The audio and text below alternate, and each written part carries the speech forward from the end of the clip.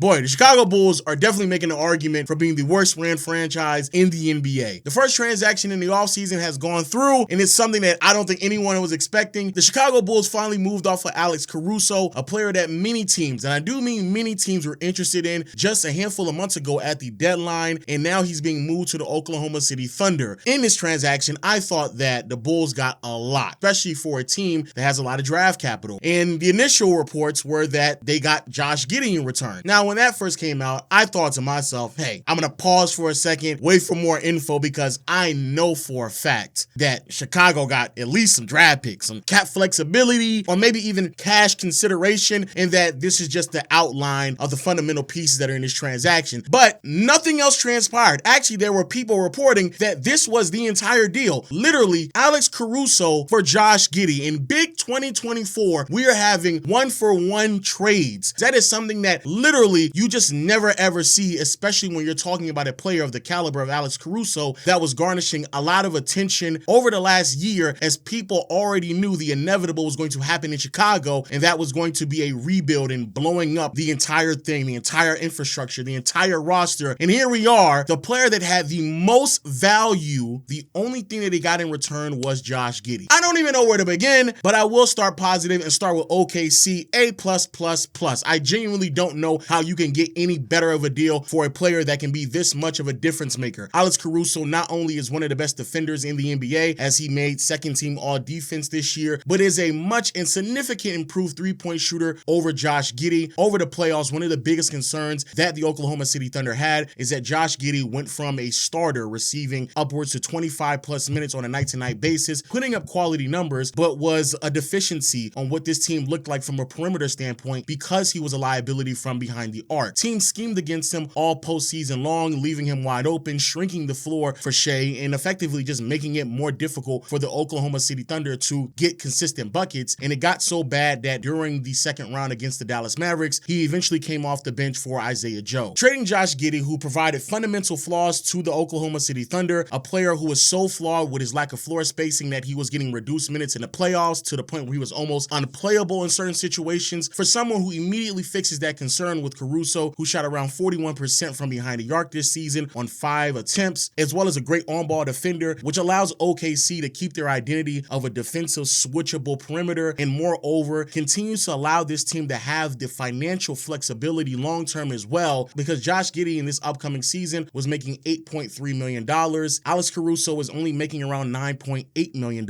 And more importantly, Josh Giddy was on an expiring contract looking for some type of extension off of his rookie deal. And if the Thunder know that he's not a part of their long-term deal, why not just bring somebody in who makes basically the same amount of money, so you're basically still at the same level of financial flexibility, who also is going to be coming off the books, and you can just retain for a substantially less amount of money that you're probably going to have to give Josh Giddy in the open market. I believe this is a huge win for OKC. Looking at their depth chart, the number 1 seed last year got better on the perimeter defensively, fixed the floor spacing problem while still having the financial flexibility to add pieces to the roster to address other concerns, in particular the ones that left them at a massive deficit inside with the lack of rebounding and size. I genuinely don't know how you can get any better. This team is going to be a menace on a perimeter. I do mean a menace on a perimeter, because not only do you have Caruso, but the improvement of Chet Holmgren as well as a rim protector will not only make him better because he has somebody who's a more qualified POA than anybody else he had on the team outside of Lou Dort, really makes this team a bit more palatable defensively with their versatility and switchability while still having a great rim protector, and again, can add even more pieces to this team as well. No brainer there. It all makes sense. Now, Chicago. Let me speak to you for a second. And also, moment of silence for all the other Bulls fans.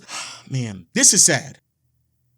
Okay, now that that's done, what the hell are y'all doing? I genuinely don't even know where to begin. Everyone, I mean, people were literally falling over themselves trying to get Alex Caruso. The fact that you ended up only getting Josh Giddy for him is ridiculous. I'm not even going to talk about the off-the-court issues that still leaves me a little bit questioning of the legitimacy of how a lot of that investigation went. But nevertheless, I'm not even going to talk about that. We are talking about an organization that is floundering talent, a team that has players that will either walk in free agency and get nothing for them or get little to nothing for them in transactions because their value has dropped immensely. And the one player, and I do mean the one player that had the most value in Caruso, you only get Josh Giddy for him? And what's crazier is the reasoning behind it, where Woj had reported that the Bulls have been determined to find a playmaker to replace Lonzo Ball, and that's a sidebar that we got to get to, which is crazy news. It just casually just drop out of nowhere, right? And Giddy, 21, comes with all-star potential that would unlikely be realized with the Thunder because of playmaking star power who surrounded him. You're telling me that Chicago believes that Josh Giddy has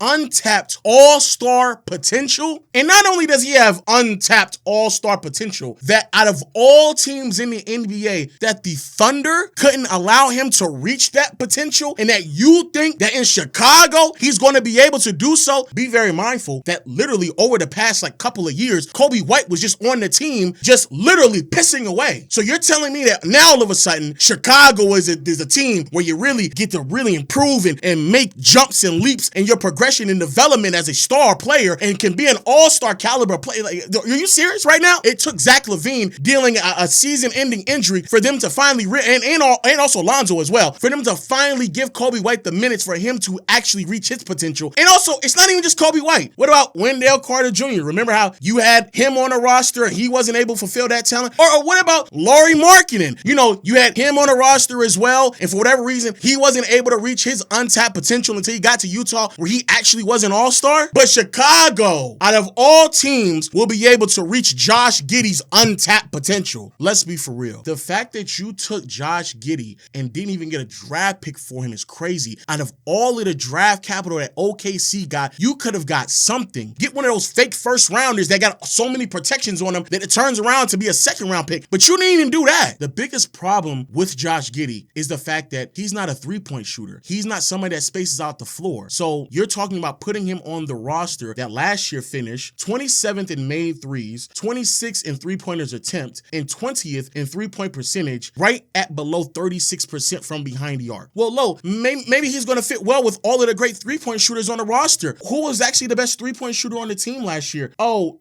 that's right. It was Alex Caruso. It's not like Josh Giddy is getting heavily contested and he's shooting this bad and is going to be a detriment to this team. He is shooting wide open threes, and to compare his shot profile to Alex Caruso's and what they're going to be missing makes this an even more staggering loss. Last year, Josh Giddy on catch and shoot threes shot 34% from behind the arc. On threes where he was left wide open, only 35.5%. In contrast to Caruso on catch and shoot threes, he shot a near 41% from behind the arc, and on wide open threes, Caruso shot a near 44% from behind the arc. That is a staggering difference between these two when it comes to shooting and floor spacing. And to believe that it's going to make sense to put him on a roster potentially that may still feature DeMar DeRozan and definitely is going to feature Vucevic unless they decide to move off of him, it's a terrible fit. The other problem is, what exactly does this roster look like? What exactly is Kobe White supposed to do? Because isn't that effectively Kobe White's responsibility? Isn't that who Kobe White is supposed to be on this team? Because Kobe White looked sensational when the ball was in his hands. So the one player that you've actually improved and developed over the last God knows how long, now you're saying you're going to take the ball out of his hand and give it into someone else's hands who is noticeably worse than him. What sense does that make? But then it gets even worse, because now you're talking about an organization from a decision-making standpoint on these contracts. What exactly do they do? I mean, DeMar DeRozan is going into free agency, so you have to figure out what he's going to do on the team. And if you decide to bring him back, you're talking about a team that's going to have a starting lineup that features Josh Giddy, DeMar DeRozan, and Vucevic. Okay, if you don't, and you still decide to just move on forward, you still have already committed $129 million to this roster anyway. Giddy this year is on the last year of his rookie deal, who's looking for an extension. The only reason why you would make this trade is if you're committed to him long term. So you're actually going to commit to Josh Giddy. Then you have to figure out within a year or two's time, what are you going to do with Kobe White? Because after next season, he only has one more year left on his deal. Then after that, you have to figure out what you want to do with Ayo, because after this upcoming season, he only has one more year left on his deal. And then you still got to figure out what you're going to do with Zach LaVine as well, because you've been trying to trade him literally all year long. And every single passing month, his trade value goes down. And then it brings it to the whole Lonzo Ball situation, who Lonzo has a player option who he's probably definitely going to opt into his deal. And now there's rumors talking about how you're going to buy him out. So then you have to commit to paying for a player for him not to be on the roster, because more than likely it probably feels like Lonzo, his career has been completely derailed with injuries. And that's the only reason why you would even entertain the idea of buying him out. All of this makes absolutely no sense. Everybody's been waiting for Chicago to make a move for years at this point, because the writing was on the wall. That mid-three that they built out in Chicago of DeRozan, Vucevic, and Zach LaVine, everyone knew that was heading nowhere fast. And the fact that the first deal that they decide to make, it wasn't trading Andre Drummond at the deadline when he was on an expiring contract, so now he can walk and you get nothing. It wasn't trading DeMar DeRozan at the deadline, who also was on an expiring contract, so you might not get nothing for him either. It wasn't trading Lonzo Ball, so you can at least get something for him in return, but now it sounds like you're going to buy him out. It wasn't trading Zach LaVine, who you've been trying to move for the past 10, 18 months now, and it wasn't trading Vucevic. Instead, you decided to give him a contract extension last year. It was trading the most valuable piece on the team. So F minus